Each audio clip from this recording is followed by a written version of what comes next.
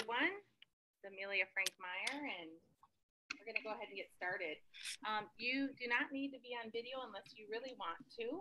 There's going to be at least 60 people we have signed up, and so there probably won't be enough room to see everybody on video anyway, but feel free to do that as you wish. And we're going to go ahead and get started. We are really excited to share with you today building a well-being-focused organization. And we have several components of this. So for the next hour and a half, we're going to walk through and talk about what that means and how to build a well-being-focused organization. It's a pretty hot topic these days, and we'll talk through that in a little bit. I'm wondering, Debbie Gerbenik is also from Aaliyah. She's in Colorado and I'm in Minnesota, and she's going to be joining me as well. So I will get started. So when we talk about a well-being focused organization, really the first question we want to start asking is, well, whose well-being, right? Whose well-being are we concerned with in a well-being focused organization? Because that can mean a whole lot of things. And so as we're talking about well-being, we can be talking about the people who work there. We can be talking about the structure and culture of the organization itself. We can be talking about the people who we serve. We can be talking about the well-being that we bring to others as we work in partnership, in community with others. And so well-being is really a very large term that can mean not only a lot of things in its own definition, but as we talk about whose well-being are we concerned with as we do this, that's another thing to think about. And so what I'll answer for the purpose and point of this presentation is whose well-being are we concerned with in a well-being focused organization is all of us, that everyone deserves well-being. It's not just the people we serve. And I think traditionally we've looked at organizations as though it was really just the people we served whose well-being we were concerned of. And we would sacrifice our own well-being at the altar of the well-being of others.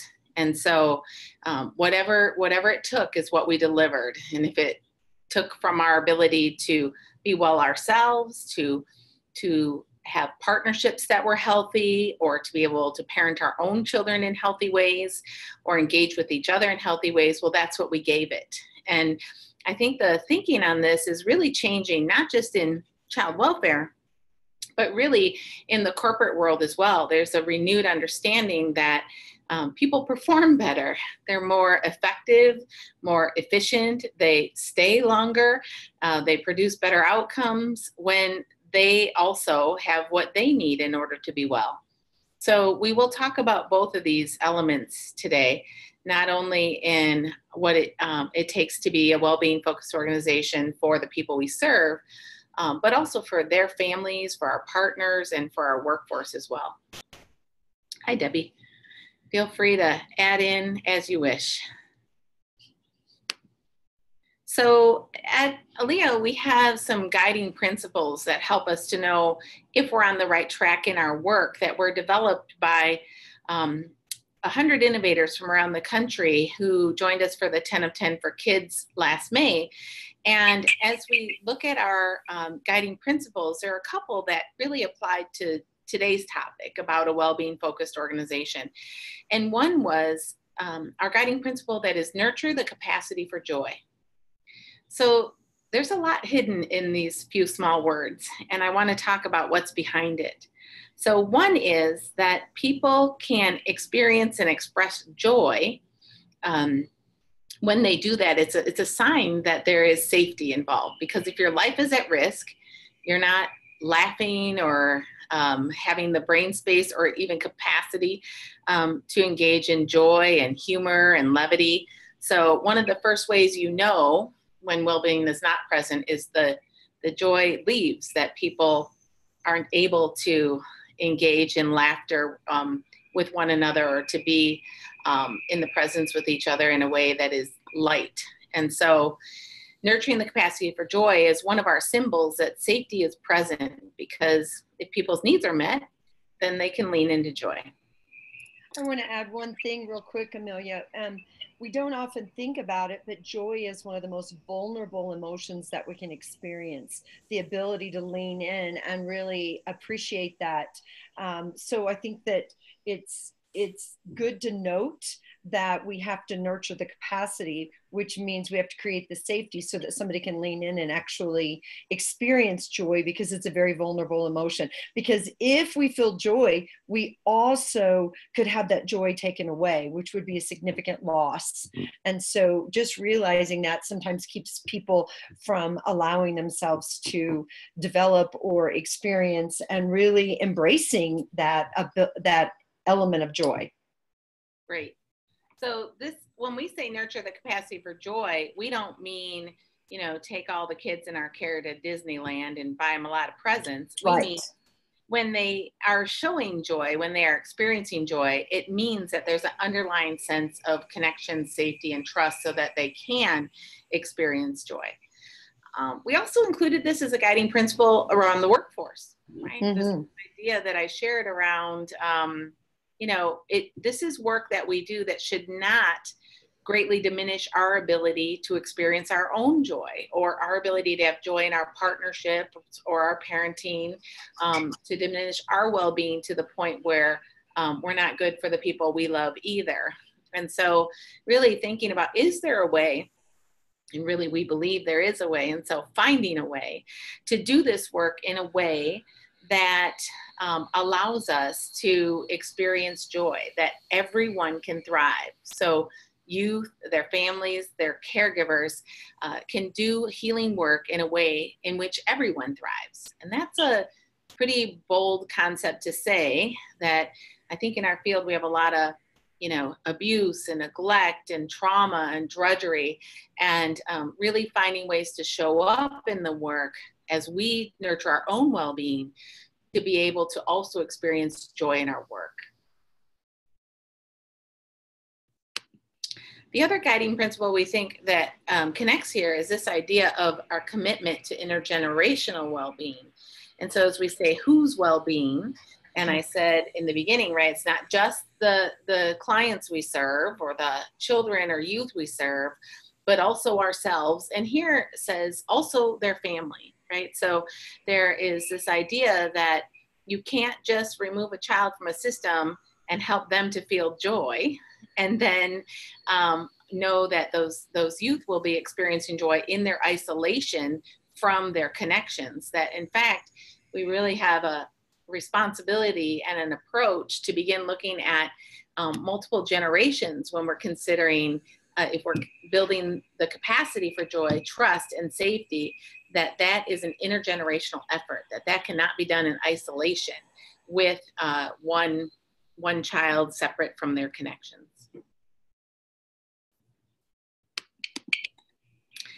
And then we just want to get on the same page a little bit with measuring and defining well-being. So I have done presentations on measuring and defining well-being in many locations. And when I ask people to say, everybody take a minute, and we can't do this virtually, but just write down your definition of well-being, it is nearly impossible to get even two that sound exactly alike. So everyone's kind of got their ideas of what well-being means.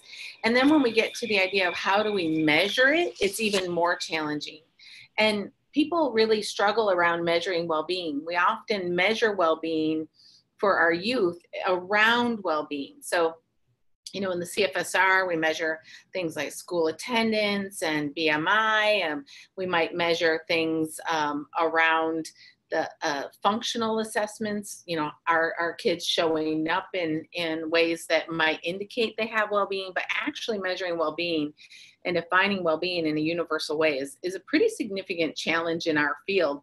Even though it's a hot topic and everybody's talking about well-being and we need to work on well-being and do they have well-being, we do not have a universal and collective understanding of what well-being is. And certainly we are lacking in measures, but we will walk through some of what we have. So lots of definitions for well-being, but one of my favorites I wanted to share with you here today, which is from the University of Minnesota Center for Spirituality and Healing. And it talks about well-being as really evaluating balance, right? So this idea of well-being is a state of being in balance or alignment in mind, body, and spirit.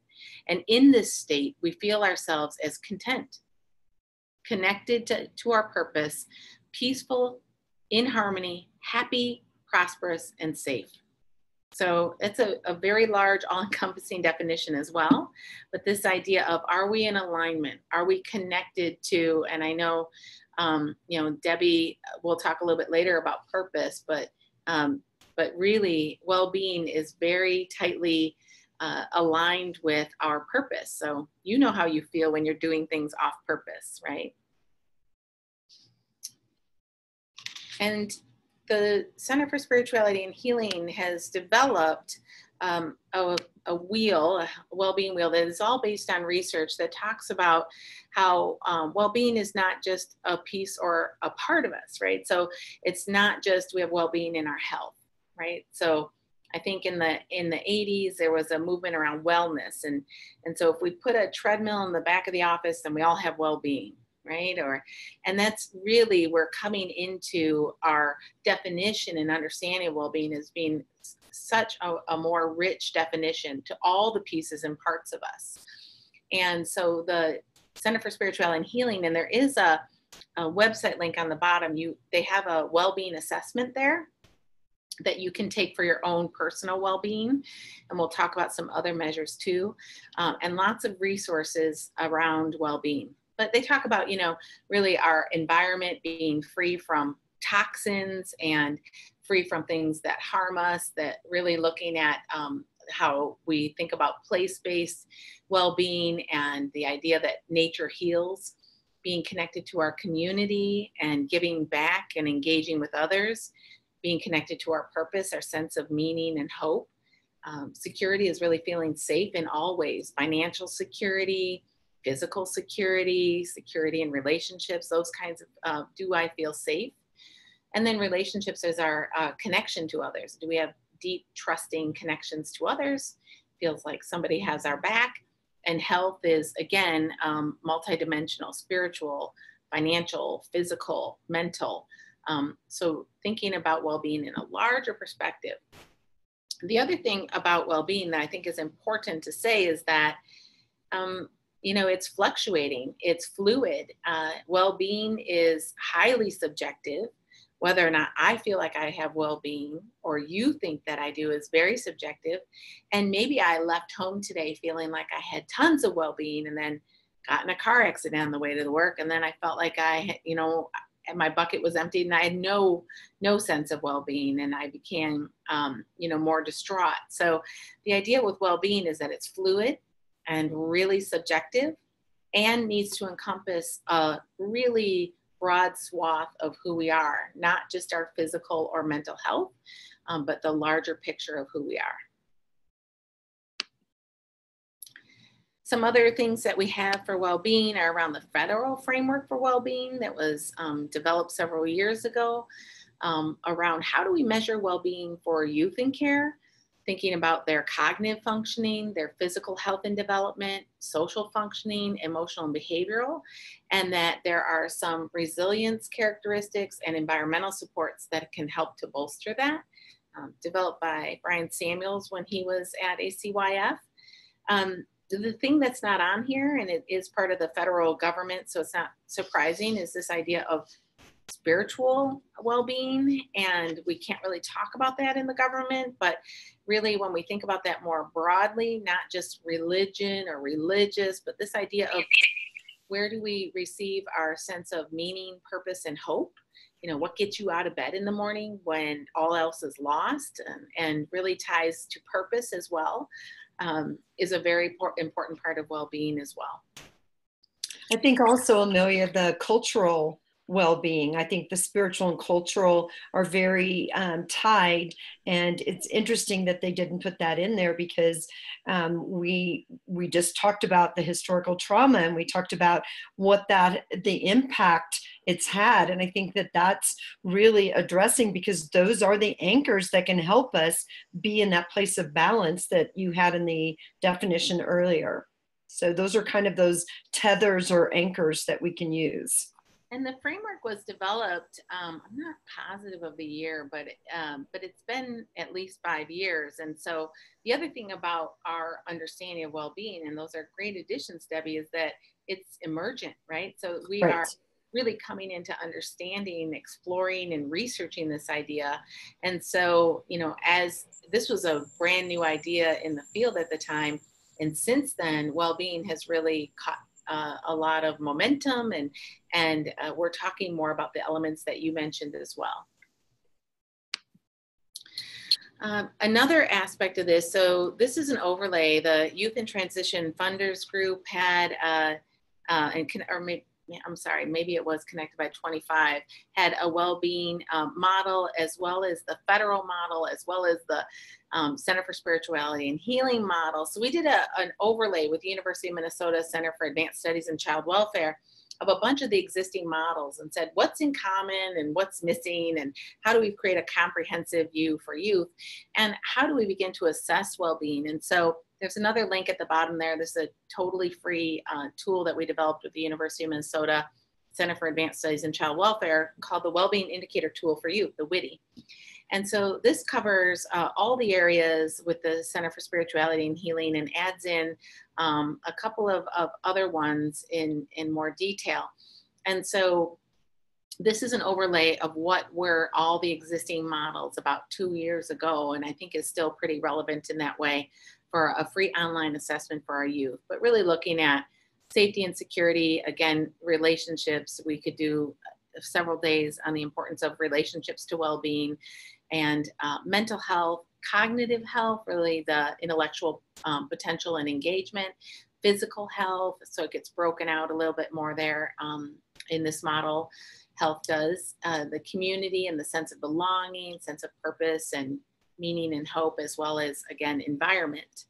And so this is one way to get to it. So an important point here that comes back to the idea of fluidity is that this is an indicator tool. So it's not an assessment, it's an indicator tool. And the reason for that is because like other tools that you've used, it can kind of give you a point in time reflection of where you're at. But because well-being is so subjective and so fluid, there isn't really a single sound assessment as to do you have it or not. It's sort of like the answer of it depends, or depends when you ask, or what just happened. This is what the WITI printout looks like. So it gives you degrees. This particular printout says, got it covered in environment, but could probably use a little support in getting connected to the community, or in mental health, or in relationships. So it gives you a degreed response. And again, that speaks to the variation of the subjectivity of measuring it. So really, when we think about well-being, coming down to these key questions of, are you okay, and how do we know? Defining and measuring. I mean, it's really the base of it is, is the youth okay, and what indication would you have? How do you know? And this is a really nuanced and broad kind of assessment, right? So if someone says to me, how are your kids doing? And I say, oh, well, their BMI is within federal guidelines, and they've made all their dental exams on time, and they've attended school. So I think their well-being is awesome right now. You would look at me as though you might make a CPS referral on me. That is not a caregiver response that is meaningful in that way. And so the same is true of ourselves and the people we work with in general. Like, how are you really doing? And what evidence do we have to say that you are thriving? So that's that idea. The next piece is just this idea that, child welfare systems really are historically structured funded, staffed, and designed around the idea of physical safety. Really, they have roots in protecting children from abuse and neglect after that abuse and neglect has already occurred. And now they're being asked to do permanency, and now they're being asked to do well-being, to achieve well-being. So it's no wonder why we struggle to achieve child well-being when we can't even really agree on what it is or how to measure it. And in fact, our systems that are being held accountable for child well-being were not set up to do so. And so I think that's just an important part of history to put in perspective, that we really are on an evolutionary track, right? So historical child welfare was really around maintenance and safety, focusing on reducing harm and preventing further harm. And then moving into a period where we really focused on treatment. So keeping youth safe, but starting to understand the impact of trauma, starting to understand the importance of permanency, and moving to transforming child welfare to more of a healing approach where we look at well-being, where we're not only focused on keeping the youth physically safe, but protecting their psychological and emotional safety by ensuring relational connections and the whole of their development, emotional, physical, cognitive, spiritual, and being trauma informed as we do it. And then the key that I think is really emerging, we're kind of sitting at we the collective are sitting at a point of emergence around the understanding that the caregivers have to be well too, whoever that is. It's family, it's foster parents, it's adoptive parents, it's the social worker, that we can't help you if we ourselves are struggling. If we are not in balance, youth rely on us as co-regulating partners, and they need things from us that it's really hard to give when we're not in good balance.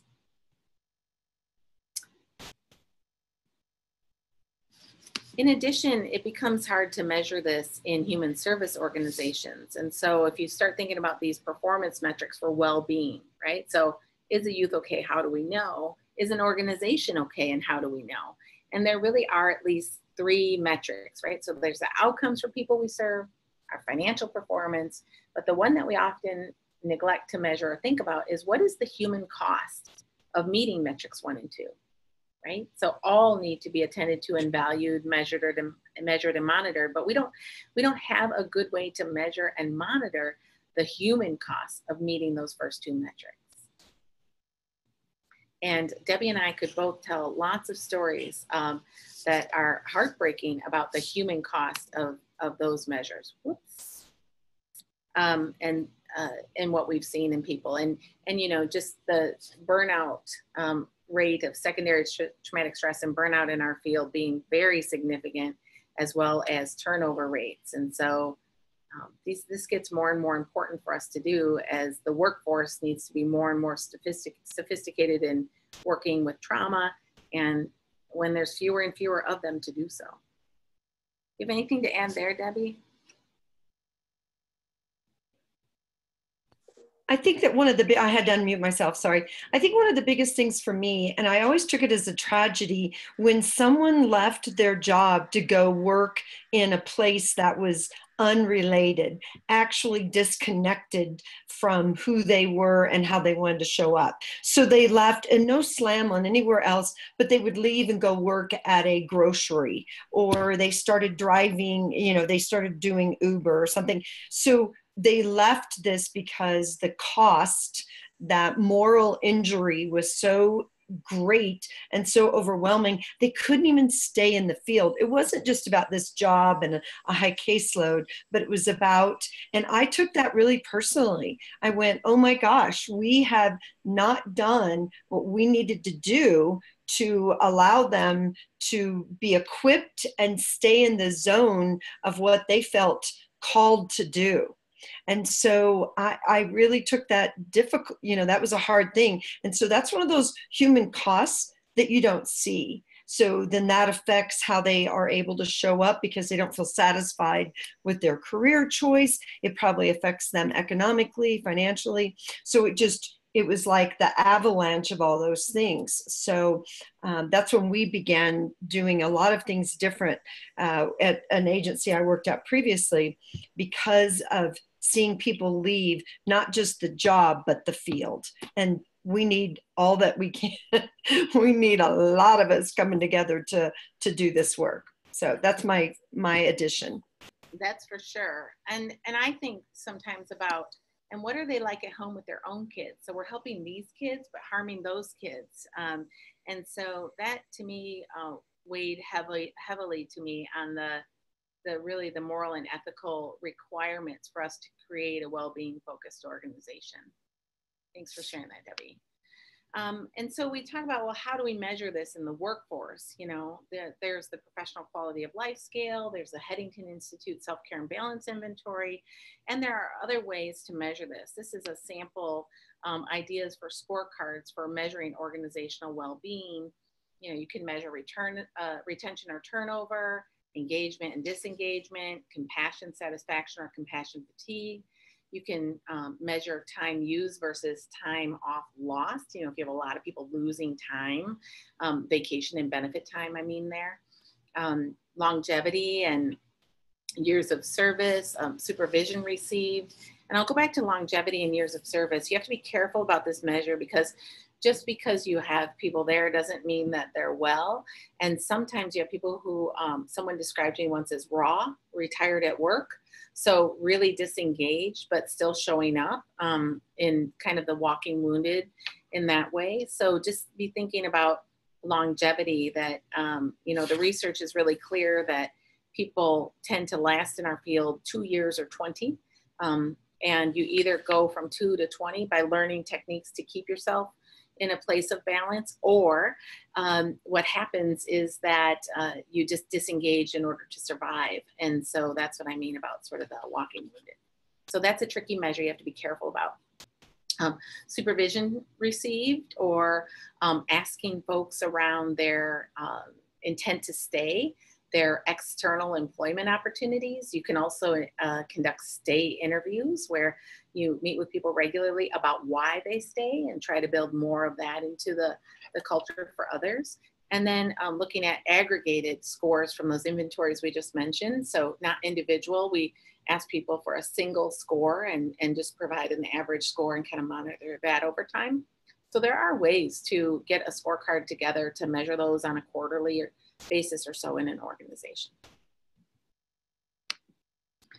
So I wanted to talk a little bit here about the leader's role and the leader's challenge in creating a well-being focused organization.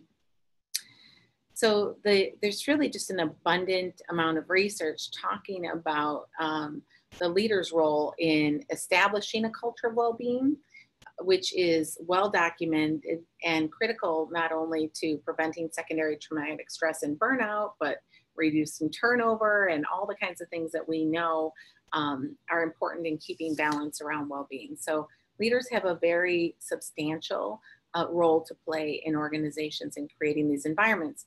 And I will say, and I'm sure, you know, Debbie could testify to this, although the leader's role is critical, it doesn't mean that if you have a leader who struggles with their own well-being or creating a culture of well-being, that you can't create pockets of well-being, right? So you start where you are, and which is mostly with yourself, in creating well-being, a sense of balance for yourself, and then for your immediate area of influence, and kind of create that protective bubble that we hope continues to ripple out.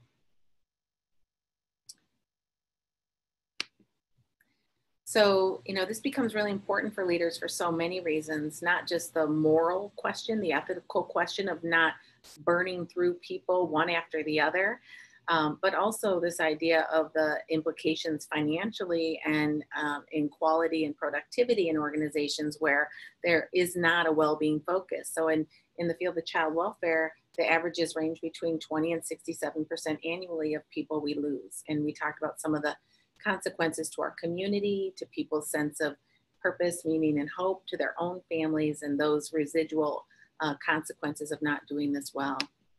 And studies show that about 40% of the child welfare workforce is at any given time clinically diagnosable, meets the criteria for secondary traumatic stress, compassion fatigue, or burnout. And so this is a really important piece here to just say we have to walk the walk, not just talk the talk. but we have to take care of ourselves in order to be good for others. It turns out that many of the causes for turnover are also just flat out preventable. And so it's not only that this is happening, but that we're doing it when it could be prevented. And that's a really important idea and role of leadership too, is their role in modifying those things that can be modified to stop the unnecessary turnover and re-traumatization of our staff. And let us be clear, when our staff turns over, our client outcomes diminish, right? So I'm sure you're aware of the research by Flowers et al. That talk about a youth's opportunity for permanency is directly tied to the number of workers they have in a year. So if a child has one worker in a year, their chances of leaving out-of-home care and going to permanency is 74.5%. And if they have two workers because a worker turned over, it drops down to 17.5%, and three workers drops to 5%. So the obligation isn't only to the people, not only to ourselves, but to the people we serve. And in our field, a lot of people have a hard time putting themselves first or taking care of themselves. So then just frame it that the people we serve deserve and need it. They need us to do that. If that helps you to frame it that way, do it that way. But the bottom line is that we have really ethical and moral obligation to make sure that we and the people who we work with are well, and that our organization focuses on the structural and emotional and supervisory and leadership supports that make that happen. So as we're talking about a leader's guide really to what do you do, this is one you could print this slide and just stick it up on your desk. It's sort of a short summary of what needs to happen that is really based in the literature about what we need to do in order to create a well-being focused organization.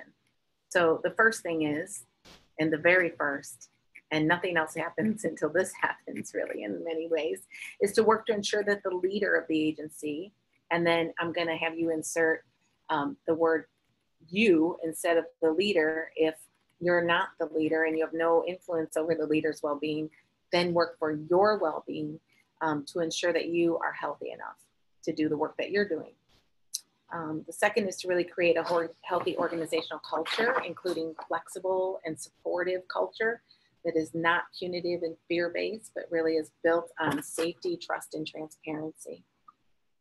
Then to provide significant supports to new workers. It's really important to do, especially in the first 2 years throughout a worker's longevity, but especially then, to ensure reflective and supportive, yet accountable, regular supervision. So we sometimes say in our work, loving limits is the way I describe it, right? So you can't be all compliance and no relationship or you get into trouble.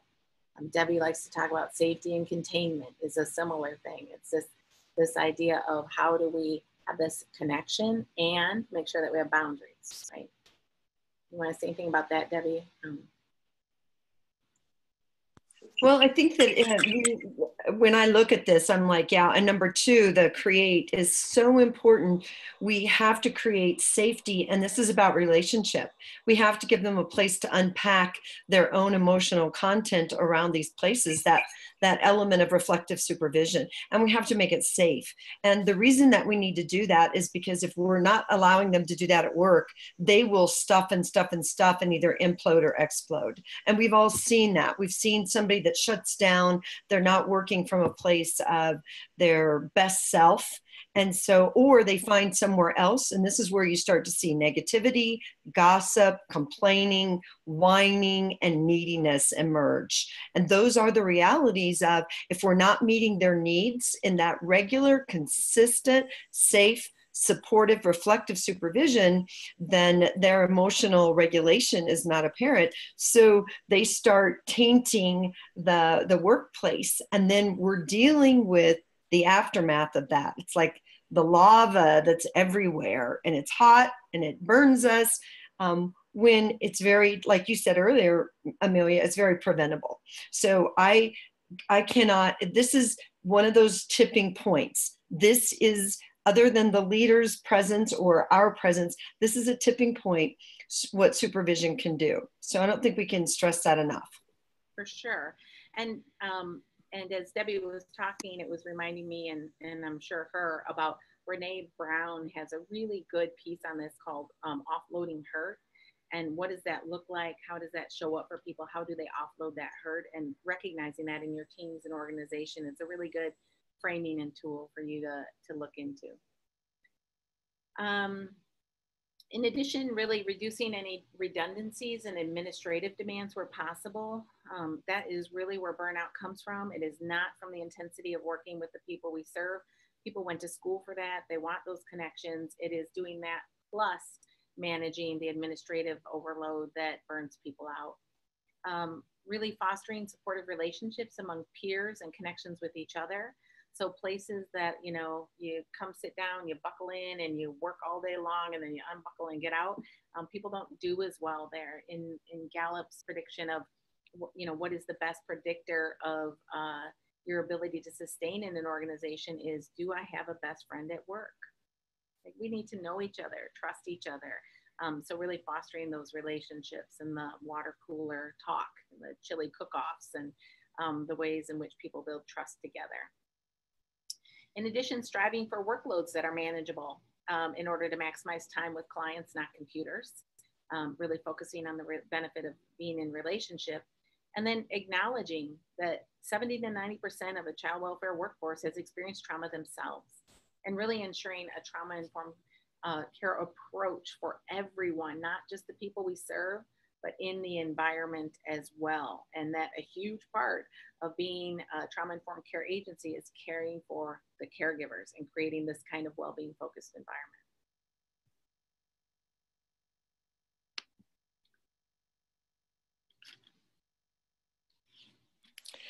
So I added this quote because I really think that this is one of the things that we can get caught up in, that managers really look at tasks and they're task oriented. And so they end up in their left brain, and it's that time where you come in and you've got your to-do list, and you're going down it, going 1, 2, 3, I got to get this done. I got to make copies. I got to send this. I got to do that.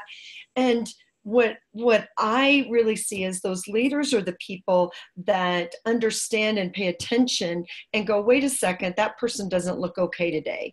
Or we acknowledge that there's something going on. Hey, I know you had a really difficult court appearance yesterday, or you had a really difficult meeting, or a strategy session with a client that was stuck.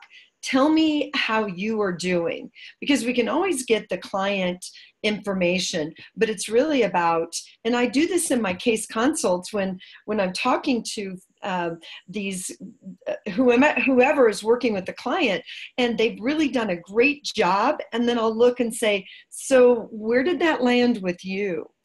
Where did that show up for you? How are you processing that piece? Because we've got to pay attention, right brain to right brain. Get out of your left brain for a moment and try to connect to those other people. We spend a lot of time in correction and trying to say, you need to do this and you need to do that, rather than we need to be gravitating towards, if we connect, when we are connected, we can influence and we can actually coach and shape behaviors. But we can't do that without the connection. So that's how we see people grow. It's just like with our clients. It's that parallel process. We connect before we correct. We do that. We teach that about our youth. We need to do that with our team members as well. So, connect before you correct is in my head a lot. I try to work from that. And so really this idea of that importance of connection is happening throughout our organization, and people are influenced by it. So, there's research to show that the healthier your supervisor is, the healthier the supervisees are, and people are influenced by the way the culture is in the organization. I was talking to somebody yesterday who said, when I go to new environments, new communities or new organizations, I feel myself, the way I feel, change based on the environment that I'm in. So we are susceptible to that. And so are employees in the organization. And that really emphasizes the importance of us having a well-being focused organization, because it is contagious, as is a very dysfunctional culture. So true. What do you want to share? It will grow. So I really want to do this. This has been one of my favorite books, and it's changed how I approach things, and it changed how I approach things as a leader. Simon Sinek wrote the book, Start With Why. And here's what he talks about. And he's talking about even that companies fail because they forgot why they were born. Well, there's the parallel. The team loses sight of their own personal and collective whys. So I know what my personal why is, so I can lean in. I can say, okay, Amelia, I'm showing up in a place and in a zone, understanding what my why is. Where's yours? Now, this is something that we can build into our hiring practices rather than asking, what are your strengths and what are your weaknesses? Why don't we say, what's your why? What gets you up in the morning? Not why do you want this job? What is your why? Because I may at that point counsel them out of that position, which I have done multiple times. I've also done after we've hired somebody, I'm like, whoa, there's a disconnect between your why and this position expectations. And so they can't meet in and fold into their why because the position is not aligned with that. So it changes. The more we can get people aligned with what their why is, the more they're going to stay in that zone of purpose, that zone of feeling creative, that zone of feeling fulfilled and aligned with their values. That's the other piece. When we work within our why, we align and we work from our values. I don't know about you, but I can't work outside of my values for a very long period of time. And so it shows up in how we hire, how we onboard our team members. We used to start staff meetings with what's your why? Somebody would share their why. We would share that in interviews. Tell me about your why, and here's what my why is. So we want them to be successful in sharing that. So we would coach them by sharing what ours were. So I can't stress this enough. If you haven't read the book, it's an easy read. It's not very long. And if you're not a reader, he has multiple talks on YouTube, TED Talks, so that you can tap into that. Next slide, I think. And so work is expending effort on things we don't want to do. Passion is expending energy on things we love to do. And the goal is to do no work. Who's in with me on that? I don't want, yeah, thank you, Amelia. I see that hand. So it's all about, what do you want to do? How do you want to expend your energy? Do you want to expend your energy on all these tasks that really don't mean? Now, we all have, and if you saw my desk right now, I'm like going, oh my goodness. We all have things that we have to do to support the things we love to do. I'm not saying that to say, oh, well, that's not part of my why. I'm not going to fill out that timesheet or that expense report. That's not what this is about. It's about showing up with your passion, your heart, your wholehearted living. That's another concept that Brené Brown teaches, showing up as wholehearted, your bravest self. And people respond to that. They respond to your passions. And so if we did that, we didn't come with that sense of drudgery. Oh my goodness, here's what I got to do. I don't know about you. That's not the person that I gravitate towards. I gravitate towards that person that wants to be energetic, that wants to create, that gets excited. That's why Amelia and I connected. We get together and we're both so passionate. We're both like, da, da, da, da, da, da, da, da, and we create. And that's exciting. That's that energy. That's that passion. And so I don't know about you all, but I want to be very judicious about where I expend my energy. I want to expend it on the things that matter. And I want to flow from a place of my own purpose and my own understanding of why and what that looks like for me. And that's what creates resilience. And that's what creates longevity. And that's what creates fulfillment and contentment. So if you do that with just a few of the people, they get excited about that, then it starts to you pass it on. So that's my 2 cents on this. It's really that same idea of, and the next slide illustrates that that too. But this idea of we're always going to say, when you ask, how do you create a well-being focused organization? We're going to say organizations are made up of people. Create people who are in balance. Create people whose needs are met. Create people who take care of themselves. Create people who have enough in their reserve to be able to share with others. Mm-hmm. And so we can't give what we don't have. And this is one of the things that, you know, and you hear that all the time about the oxygen mask. You have to use it first. But I like the idea of the lamp better, because if I don't put oil into my lamp, I can't create the glow. And the glow is the thing that shows you what we can do, because it's not just what's in the lamp, it's the reflection of everything around it. It creates a whole different culture. It creates a different tone. It creates a different setting. So that oil lamp has to be filled. So figuring out what that is for you, and what that does, and then giving other people permission to say, what have you been doing to fill your lamp lately?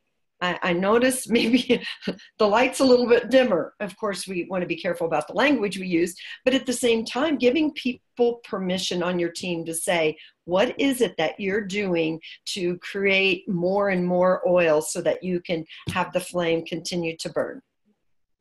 And some people use the term fill your bucket or fill your lamp. It doesn't matter what metaphor works for you. What we want to really leave you with is that if you don't put in oil, if you don't fill your bucket, if you don't make sure that you're okay, it's not going to happen. That, you know, when we were young, people came and said, you should get to bed, you need your sleep, or eat more green things, or move your body. And now we're grown and people aren't coming with that. So if you're taking care of everybody else first and you wait until you have time to take care of you, you never will. And so really a reminder and strong encouragement that to create a well-being focused organization, you must have leaders and caregivers who also have their well-being taken care of. And the way to do that is, no matter what your place and part in the organization is, to start with you and to be intentional about filling your bucket with things that make you feel like you are in balance, you are in alignment, so that you can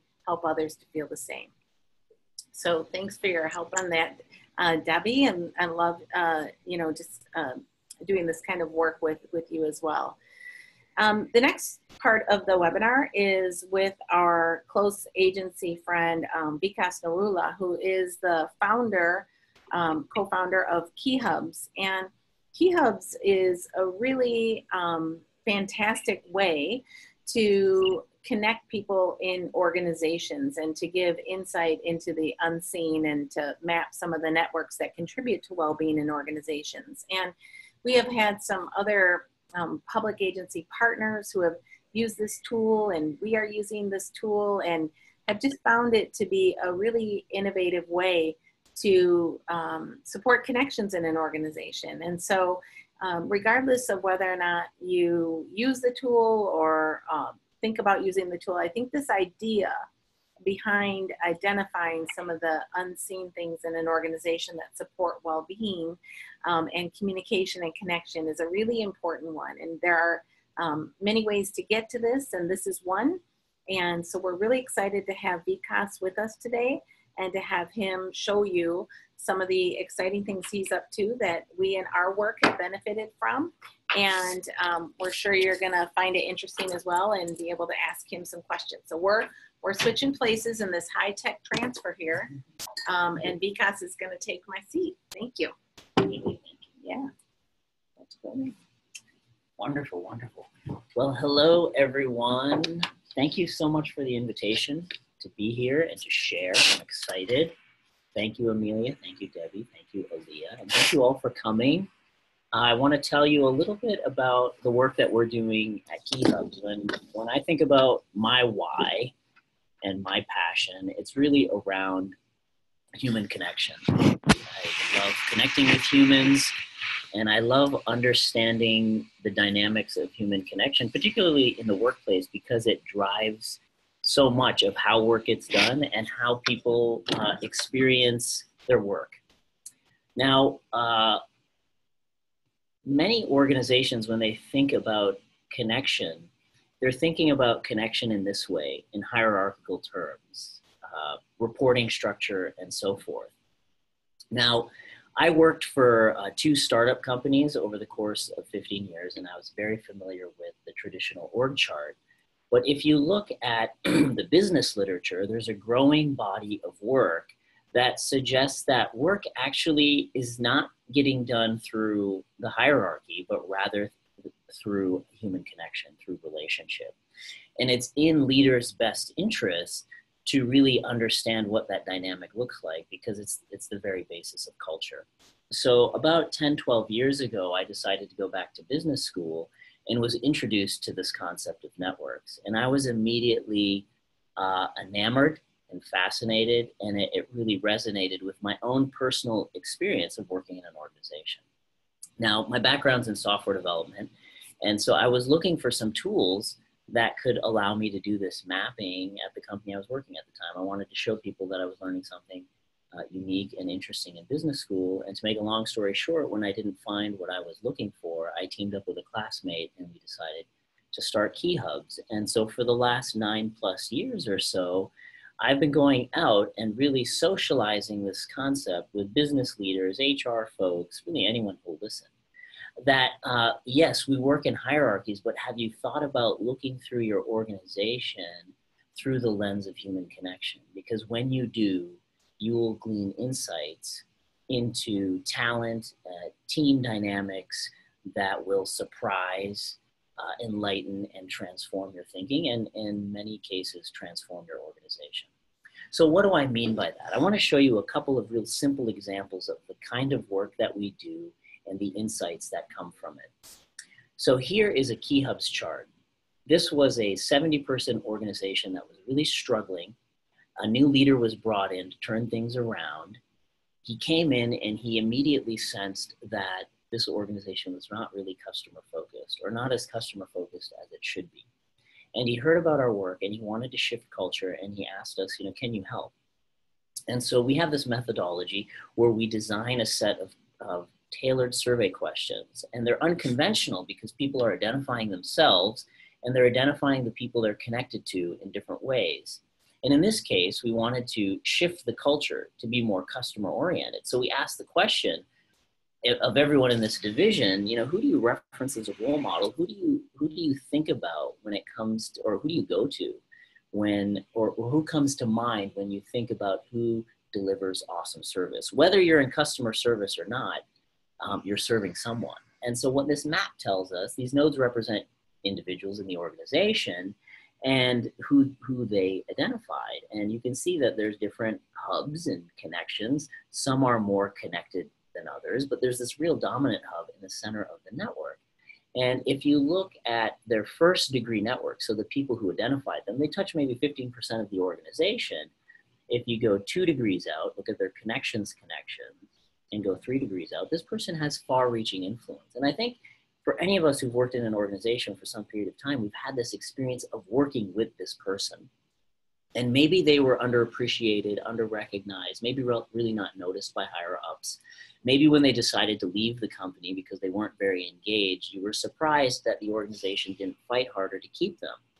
Well, anyway, we went into the boardroom and we assumed that the leaders would know who this person is. And we often play these games with our clients where we ask them to guess who these hubs are. And immediately the leaders started rattling off some names, like this must be Mary or Bob or Joe or what have you. And 8 or 9 wrong guesses later, they kind of threw up their hands and were like, who is this person? And when we take this map and we overlay it on the formal hierarchical structure, this is what you get. This key, highly influential cultural pillar in the organization was buried in the hierarchy, 4 levels down, really out of sight, out of mind. And this is a phenomenon that we see in varying degrees, pretty much everywhere we go, regardless of the kind of company or sector we're working in. Talent and influence often transcends hierarchy. That connection is often independent of the hierarchical structure. Now think for a moment, all the decisions that businesses or organizations make around succession, reorganizing, team changes without this kind of insight. And so our question when we go in and talk to businesses is, what is the cost of not understanding this dynamic? How can you afford not to know this? Now, on the flip side, we can also, there's someone who's extremely positive, critical to the culture, and not really seen by leadership. We also knew that this organization was struggling, and in some cases we can ask the negative question. So who's stressing you out, or who may be resisting change or blocking the forward momentum of new initiatives? In the same organization, there are 4 people that really stood out. Now guess where they were in the hierarchical structure? This new leader really had his work cut out for him. This is a bit of an extreme case where like the leaders are seen as negative, they're negatively connected in the organization, but it's not entirely uncommon. So this is just a sneak peek at the kinds of insights that you can get simply by asking people how they are connected to one another. Now this data can also be used not just to get like a system-wide view of the cultural fabric of your organization, but it can be used to provide a 360-like feedback and reflective insight to leaders and individuals. So a few years into our journey, we started to use this data to create greater self-awareness among leaders. And what we were finding is that not only does influence often transcend hierarchy, not only do we find that sometimes leaders don't have the kind of influence you would hope, or sometimes emanating negative influence, they often don't realize that that's the influence they're creating. So we started to create this self-reflection process where we sit down with a leader, we're measuring 12, 13 dimensions of influence, and we'll sit down with a leader, we'll say, you know, what do you think your influence is, and where would you like it to be?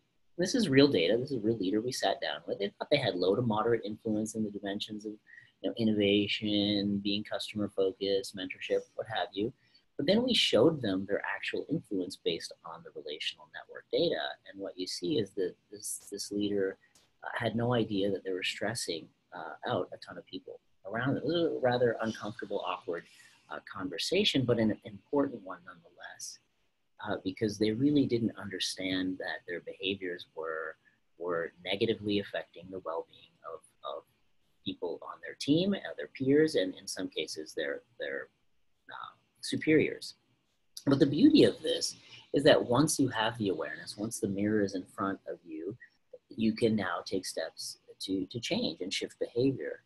And we can measure those changes. So this leader really took this data to heart. We came back a year later, and lo and behold, we were able to see significant changes in their influence. They reduced the stress, they increased the mentorship, the knowledge, you know, and they lived, we lived happily ever after, so to speak.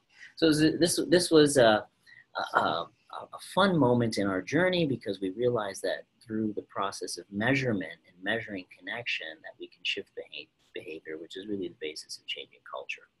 Well, then we ran into this scenario where in year 1, a leader had pretty good influence.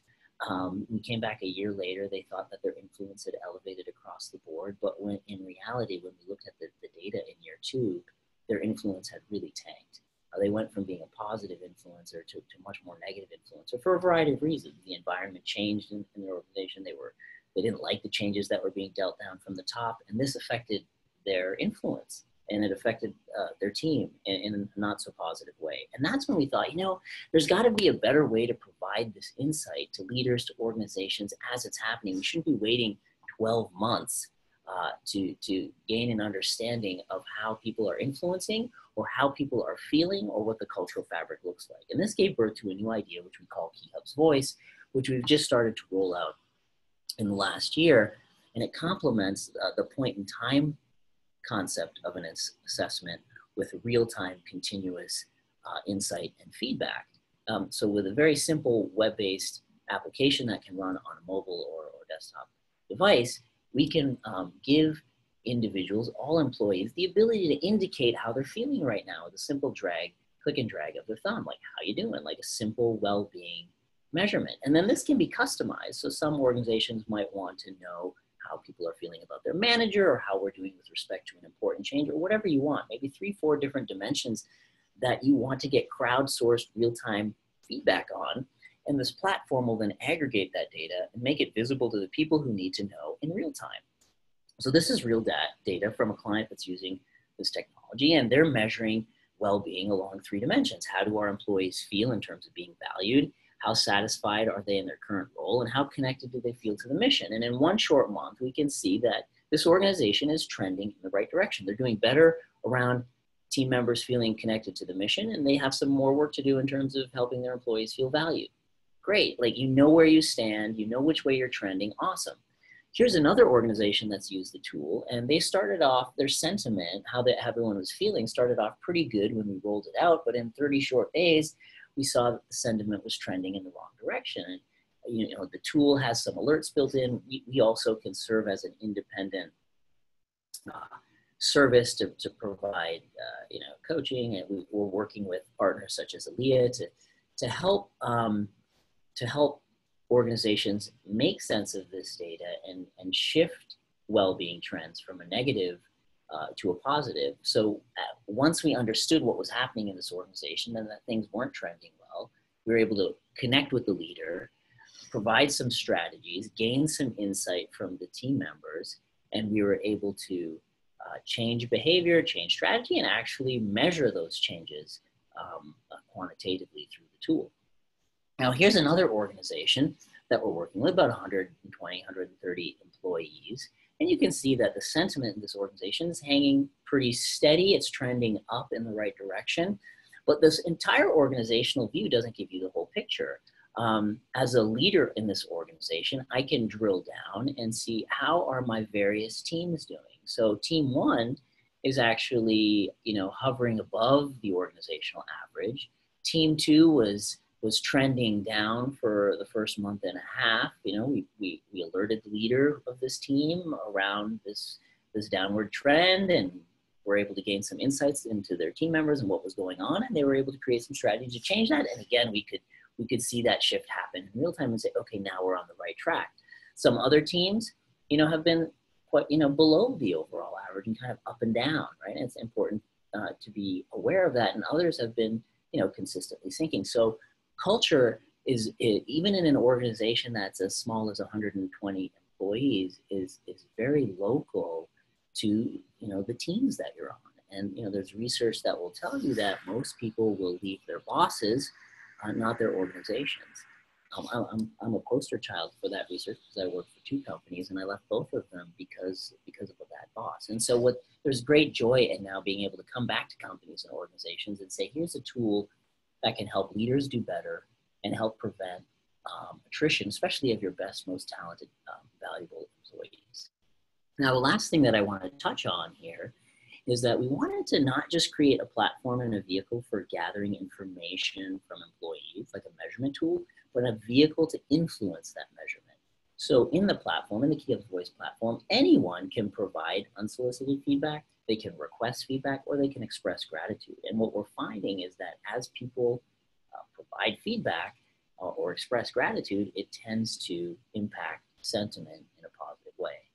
And, you know, some of our clients really believe that we're not trying to eliminate or remove, you know, face-to-face interactions and feedback. That's very important, but following that up with written feedback it can dramatically increase the likelihood of that feedback sticking. And there's more and more research around the importance of creating a feedback culture. It helps contribute to greater collaboration, a culture of connection, and sustainable change. And we're able to, bringing it back full circle to measuring connection, we're now able to see connection evolve in real time, implicitly, without even having to deploy a survey. So this is one of our clients, and this is the gratitude network in the first month that we rolled out the Key Hub's Voice tool. And you can see that there's some thank yous, there's some thank you hubs, right? There's some people on the periphery of this thank you network. I've highlighted an individual in blue up towards the top, and we can see how the fabric of gratitude is evolving in 6 short months in real time. So this is first month, this is after the first 3 months, and this is after 6 months. So we can begin to see that this is an organization that is becoming more connected through the positive, through positive affirmation and gratitude. And we can see which individuals are contributing to that culture more than others, and where there may be gaps, and where there may be teams or individuals that aren't in the mix of this fabric. and then we can shift accordingly. Now, one of the last thing I want to touch on here is when you're creating a feedback culture or rolling out a tool where there's a vehicle for feedback, it's often very hard for leaders to get honest feedback, especially from their directs or people who work under their organization. It's harder to provide critical, constructive feedback because of the nature of hierarchy and the desire to manage up. But we can use this tool in concert with coaching to really help leaders get insight into how they're impacting in a real-time, ongoing basis.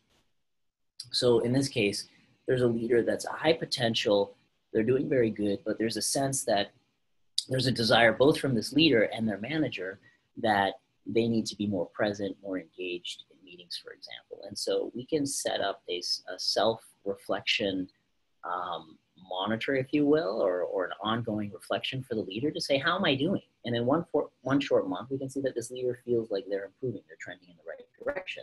But then we can ask others, peers and directs, how they feel that leader is doing in terms of being present and engaged in meetings. And from an other's perception, it's not trending in the same direction that the leader thinks. And then we can compare that to the manager perception as well. So going back to the issue that we faced in the point in time self-reflection, where we came in 12 months later and realized that things had really went south, we can now nip that sort of thing in the bud with real-time continuous measurement and use this as a vehicle for coaching, for objective feedback.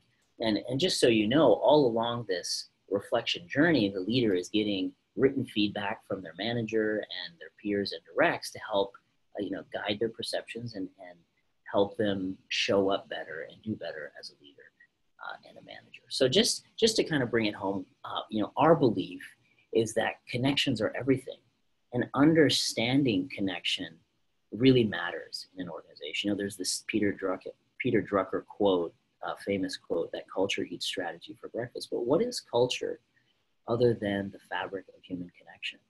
And when you look at networks, you see that not everyone influences the same way. Oftentimes it's this 80-20 rule. It's a few influence the many. And oftentimes it's not the people you think.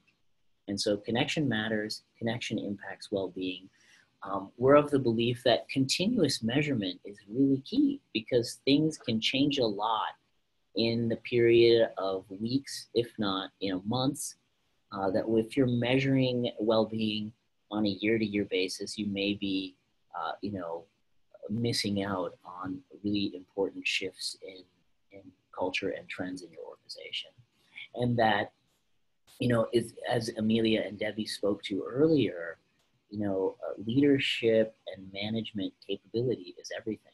If you don't have strong management, if you don't have managers who are aware or care about getting better, it's going to be difficult to create a culture of well-being. And so there are these tools that are available that now provide a greater sense of ongoing awareness, which we think can make a difference in organizations, and then have data that can allow you to intervene, coach as necessary, and nip issues in the bud well before they become bigger problems. So we've had the pleasure of working with a lot of really great companies. A lot of our work, up until fairly recently, has been in the private sector. But with the help of Aaliyah, we are starting to bring this technology and methodology to agencies and human services organizations, and we're really excited about it. Really delighted and honored to have the opportunity to share with all of you. You can read about some of our work. We've been lucky to have some great press and coverage, and we'd be happy to answer any questions at this time. Thank you so much. I think Amelia is going to come in here and join me, and we'd be happy to field any questions.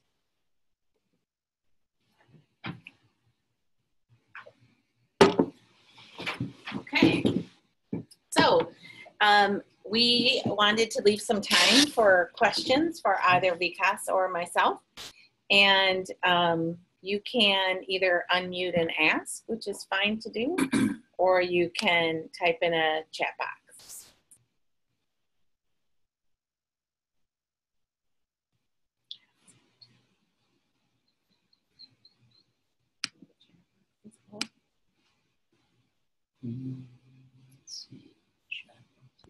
Amelia, you may not see yet, but someone has asked, how has Aaliyah used Key Hubs? Yes, I would love to have Anna come pop up the chat box, and so appreciate your help, Debbie, because we're not able to identify that. So, so how Aaliyah is using Key Hubs is in our innovation cohort. We are using Key Hubs to begin to create an environment where we're working with jurisdictions all over the country, and we want rich and timely feedback. So there's a month in between our meetings, and we don't want to go a whole month without hearing adjustments that people need. And so we are really thinking about using it as the back and forth with people for interim feedback, to get the finger on the pulse of how folks are doing, or to answer key questions, or to push out questions for thought.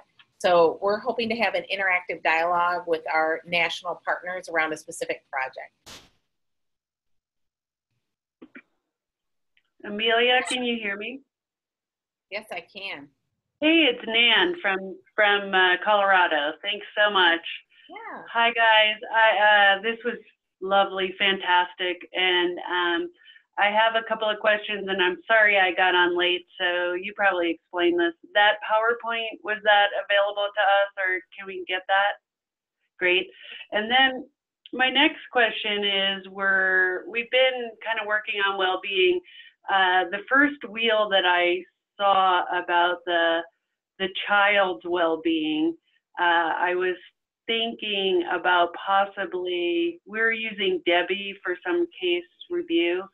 And so one of the thoughts I had is, why aren't we using that with our partners to help us expand our understanding of how the child is doing and how the family is doing? The video, you mean? The wheel that talks about the youth well-being, yeah. The well-being indicator tool for you. The thing about the WIDI is it's really a youth-driven assessment. A lot of the work we do with youth is so youth-driven, and so the way it's set up is the youth takes the assessment, and the youth gets the results, and the youth can determine who gets them or sees them, so they can share them with people in their in their close community. But it's free and completely available, and absolutely could be integrated. Hey, Nan, this is Debbie, and I made a note of that. So it's very interesting because I think it's a really good tool that we could build in and use very, very easily. So I already noted that. So we'll make it happen. Great, thanks. And another question I have is and I imagine that I kind of know the answer based on your presentation, but in Colorado, we have accountability measures, right? And we get dinged if we haven't met timeliness, we're not documenting. It doesn't really reflect our casework, but it is a pressure point for the caseworkers and for the manager.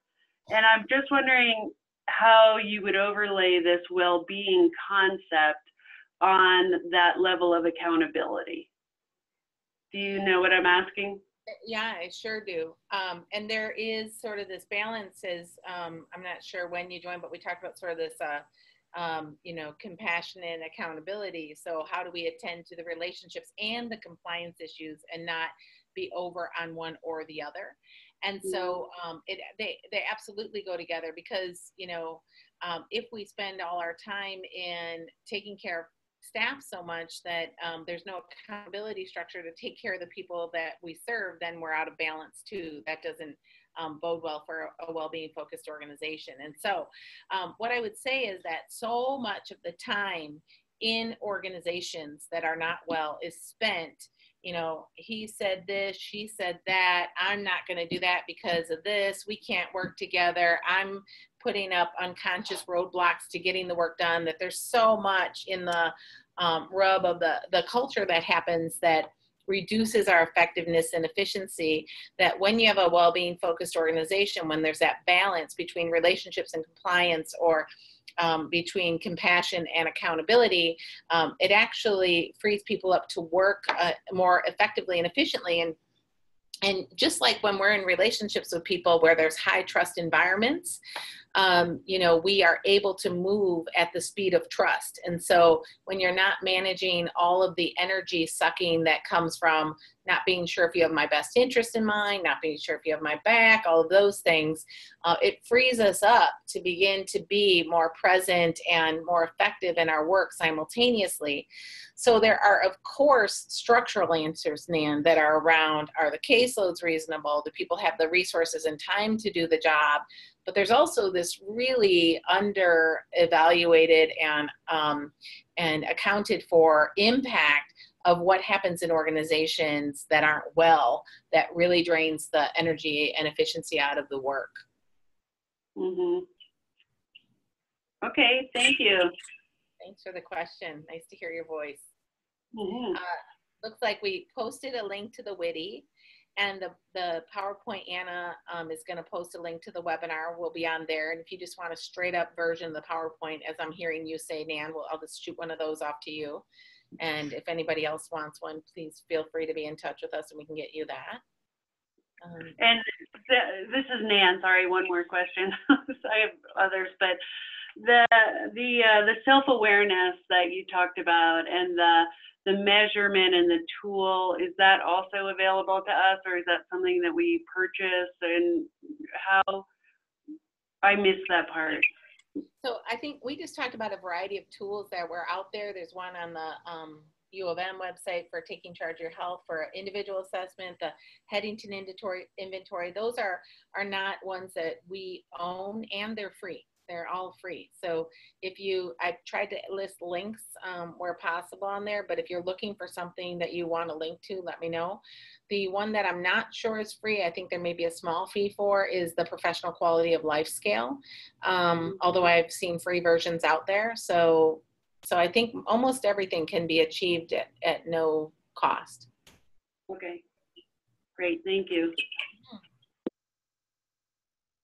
Any other questions in chat, or if you want to unmute?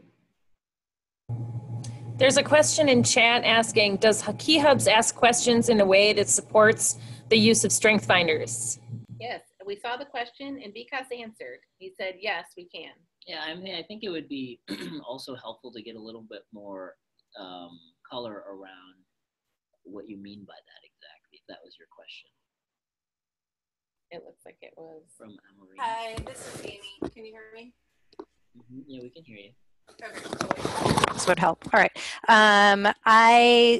Because we use StrengthsFinder a lot in our coaching, and so we would want to kind of mirror the information that we would gather from the real-time kind of assessments from Key Hubs and kind of apply that to folks kind of working within their strengths with Gallup. And so just wanted to see kind of like where we could maybe make those connections. Yes, absolutely. Yeah, I mean, we could create development areas around, are you living into your strengths? How do you think you're doing in terms of living into your strengths versus others? So, the tool is very flexible to cater to whatever dimensions are most important to you. Some customers really want to focus on their values. For individuals, it might be a development area that's independent of StrengthsFinder. But yeah, that's an intriguing question, and there's no reason we couldn't do something like that. Because can you speak up just a teeny bit? We're having difficulties hearing you, please. Sure. Do you want me to repeat that?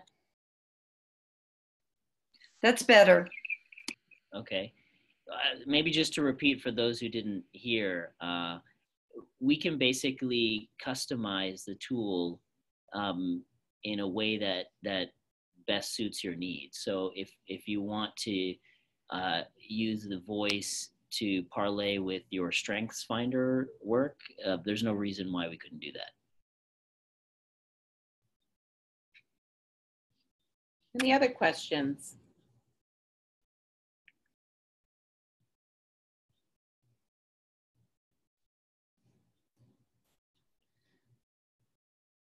Okay, well, hearing none, we'll make the recording available, and let us know if you have any other questions as we go forward.